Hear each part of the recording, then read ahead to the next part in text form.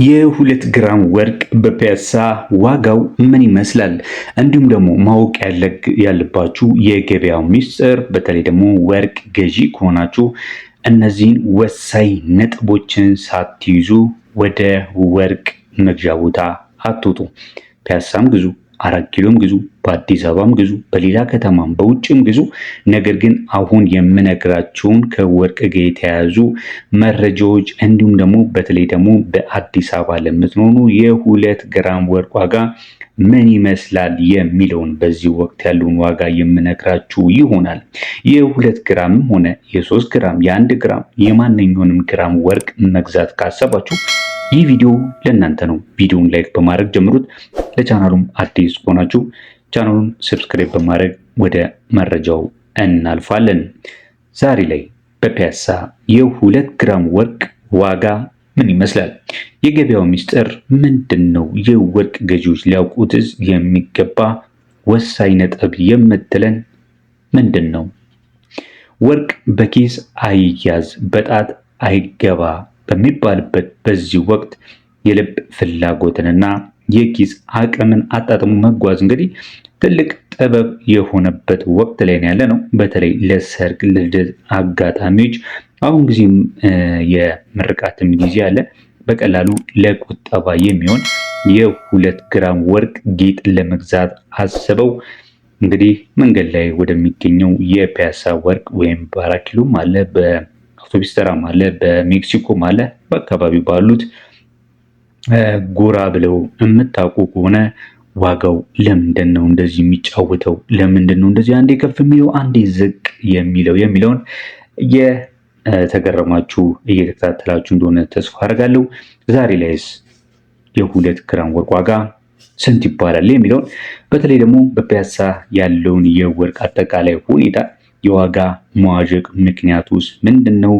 አንዴ ከፍ የሚለው አንዴ ዝቅ የሚለው እነዛን ከፍና ዝቅ የሚያደርጉት ነገሮች ምንድን ናቸው የሚለውንም አብሬ ከዋጋው ጋር የምነግራችሁ ይሆናል ማለት ነው። በፒያሳ የ2 ግራም ወርቅ አሁን የት ደርሷል? በፒያሳ የ1 ግራም ወርቅ ራሱ በየቀኑ አልፎም በየሰዓቱ ሊቀያየር ይችላል።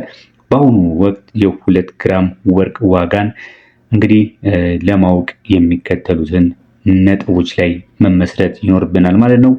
ምን ነገር ላይ ነው የ2 ግራም ወርቅን ለማወቅ መመስረት ያለብን ካላችሁ የመጀመሪያው የካራት መጠኑን ማወቅ አለባችሁ። የምትገዙት የካራት መጠን ባለ 18 ነው ወይስ ባለ 21? የ18 ካራት አብዛኛው ጌጣጌጥ ለቀለበት፣ ለሀብል፣ ለጉትቻ የሚጠቀመው ነው።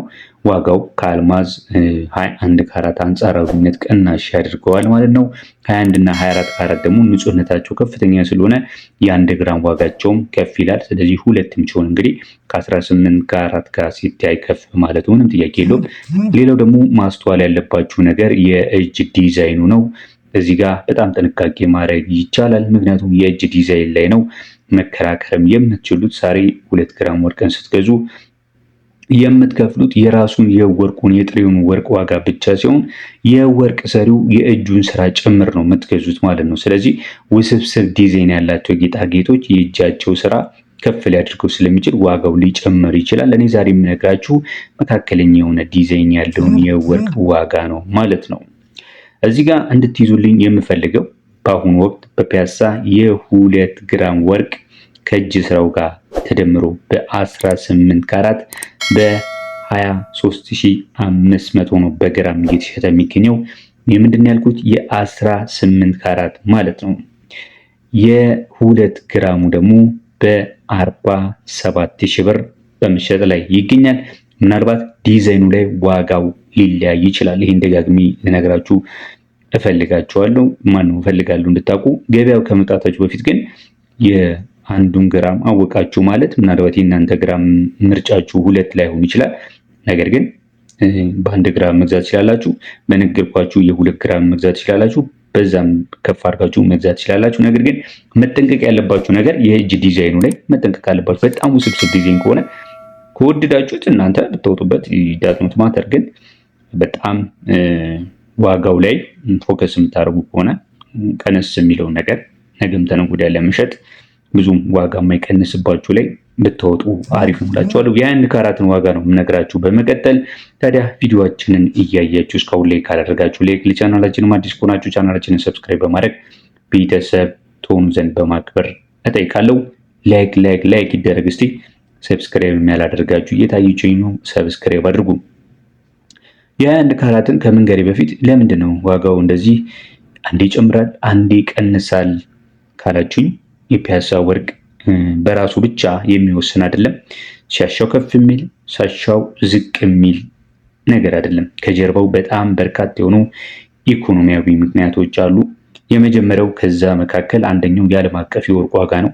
የግሎባል ጎልድ ፕራይስ ይባላል። በዓለም አቀፉ የገበያ ወርቅ በአውንስ ማለት 31.2 ግራም ነው። ሲጨምር ያው ሲቀንስ በቀጥታ ወደ ሀገር ውስጥ ገበያ ላይ ይንጸባረቃል ማለት ነው። በዛም የተነሳ ብሔራዊ ባንክ ከፍም ዝቅ ያደርጓል ማለት ነው። ከወርቅ አውጪዎች ከወርቅ ማዕድን አቅራቢዎች የሚገዛበትን ዋጋ ከፍ ዝቅ ሲያደርገው ገዝቶ ደግሞ ለወርቅ ቤቶች በሚሸጥበት ዋጋ ሲሸጥ ወርቅ ቤቶች ደግሞ የቫትን የእጅ ስራን ጨምረው ከፍና ዝቅ ያደርጉታል ማለት ነው። ሌላው ደግሞ የኤክስቼንጅ ሬት ነው።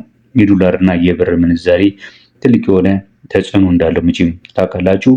ሶስተኛ ነገር የምነግራችሁ ደግሞ እነዚህ ሶስት ነገሮች በጣም ወሳኝ ናቸው። የአቅርቦትና የፍላጎት መዛባት ነው። በተለይ ከፋሲካ በኋላ ብዙ ጊዜ በጥር ጊዜ የሰርግ ወራቶች ሲጨምሩ ምናልባት አሁን ከመስከረም በኋላ በጣም ከፍ ሊል ይችላል እና ዋጋው ከፍ ሊያደርገው ይችላል ማለት ነው። ለምን አቅርቦቱ የዛን ያህል አለ፣ ፍላጎቱም ደግሞ ይዛባ ይችላል። ከአቅርቦቱ በላይ ፈላጊ ሊበዛ ስለሚችል በዛን ጊዜ በሚዛባበት ሰዓት ላይ መስከረም የሚሆን የሰርግ ወቅት ስለሆነ በዚህ በሶስቱ ምክንያቶች በዓለም አቀፍ የወርቅ ዋጋ በምንዛሬ ዋጋና በአቅርቦት ፍላጎት መዛባት የተነሳ ከፍ ዝቅ ሊል ይችላል ማለት ነው። ስለዚህ እናንተ ወርቅን ከመግዛታችሁ በፊት ማወቅ ያለባችሁ ነገር ምንድን ነው? የመጀመሪያው የወቅቱን የ1 ግራም ወርቅ ዋጋ አስቀድማችሁ ማወቅ አለባችሁ። ከመገበያየታችሁ በፊት የዕለቱን የካራት ዋጋ በመጠየቅ መረጃ ሊኖራችሁ ይችላል። በእኛም ቻናል ላይ ሁሌ የየቀኑን የጥሬ ወርቅ ዋጋ መረጃን ታገኛላችሁ። ሌላው ደግሞ የካራት ማህተሙንም ተመልከቱ። በማንኛውም የወርቅ ጌጥ ላይ የካራት መጠን 18 ኪሎ ሊል ይችላል፣ 750 ሊል ይችላል። እዛ ላይ መቀረጹን ማወቅ ግድ ይላችኋል ማለት ነው። ሌላው ደግሞ የእጅ ስራ ላይ የፈለጋችሁትን ያህል መደራደር ትችላላችሁ። ግን ስትደራደሩ ስታንዳርድ በሆነ መልኩ ማለት አዋቂነትን በተሞላበት መልኩ ነው እንጂ እንደማያውቅ ሰው ያልሆነ አይነት ዋጋ መጥራትም አይጠበቅባችሁ ማለት ነው። ለዛ ደግሞ በየወቅቱ የምንሰጣችሁ መረጃ ብትይዙ አሪፍ ነው። ሌላው ደረሰኝ መቀበል አትርሱ። ይህን ሁሌ የምነግራችሁ ነገር ነው። ሚዛንንም አስተውሉ። እንግዲህ ወርቅ መግዛት ውበት ብቻ ሲሆን ለወደፊትም የሚሆን ምርጥ ኢንቨስትመንት ነው። ይህንን በተደጋጋሚ ነው የምላችሁ። ስለዚህ በፒያሳ ገበያ ስትንቀሳቀሱ መረጃን አግኝታችሁ መገበያየት የገንዘባችሁን ትክክለኛ ዋጋ ያስገኝላችኋል ማለት ነው። ዛሬ በአማካይ የ21 ካራት ወርቅ በግራም በ29 ሺህ ብር ነው እየተሸጠ የሚገኘው። ከ29 ሺህ እስከ 30 ሺህ፣ 2 ግራም ደግሞ ከ58 ሺህ እስከ 60 ሺህ ባለው ማለት ነው። እርስዎ ምን ያስባሉ? በአሁኑ ወቅት ወርቅ መግዛት የተሻለ ኢንቨስትመንት ይመስላችኋል? በዚህ ዋጋ ሌላ አማራጭ አለ? በቅርቡስ ወደ ፒያሳ ወርቅ ጎራ ብለው የሚያውቁ ከሆነ የገበያው ሁኔታን እስቲ ኮሜንት ላይ አስፈሩልንና ሌሎቹም ከእናንተ ይማራሉ ብዬ አስባለሁ። ሀሳባችሁን ከታች ኮሜንት ያጋሩን። እንግዲህ ቪዲዮውን ለወዳጅ ዘመድ ጠቃሚ መስሎ ከተሰማችሁ ሼር ማድረግ አትርሱ።